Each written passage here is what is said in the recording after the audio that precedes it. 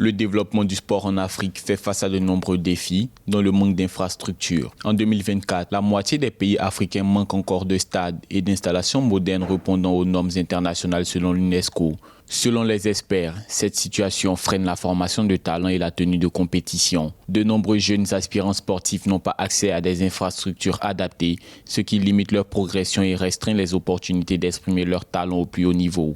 Le sport et le divertissement en général, il y a une économie du sport et du divertissement qui génère des milliards et des milliards de dollars à travers le monde. Et pour le moment, la part de l'Afrique est très petite. Et je pense que ce qu'il faudrait, c'est justement de créer une industrie autour de ce vaste talent que nous avons.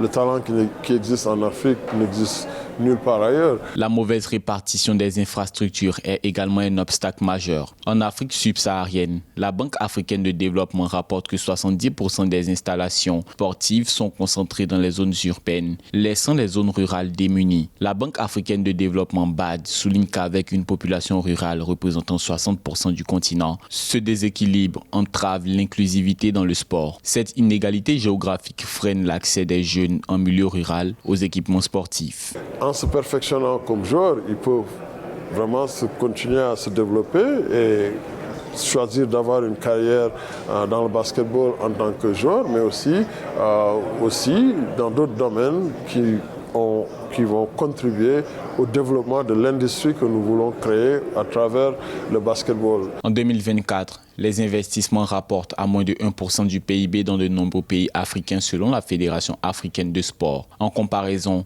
les pays européens consacrent en moyenne 3% de leur PIB. Pour réduire cet écart, les experts appellent à une collaboration accrue entre gouvernants, secteurs privés et partenaires internationaux pour financer et développer des infrastructures adéquates. Nous essayons de faire, c'est de créer un produit autour du basketball en infusant aussi beaucoup de divertissement, de la culture et de créer des opportunités pour que l'immense talent puisse s'exprimer.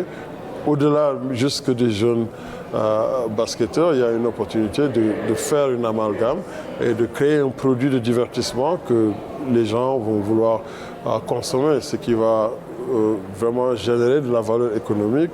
On parle de la Basketball Africa League comme une locomotive de développement économique. Le sport en Afrique a le potentiel de devenir un levier économique et social de premier ordre, mais cela passe par des infrastructures de qualité. L'UNICEF estime qu'une augmentation de 30% des infrastructures pourrait tripler les inscriptions dans les centres sportifs d'ici 2030. En renforçant ces installations, les pays africains peuvent non seulement promouvoir la santé et l'éducation des jeunes, mais aussi générer des opportunités économiques et améliorer leur rayonnement international.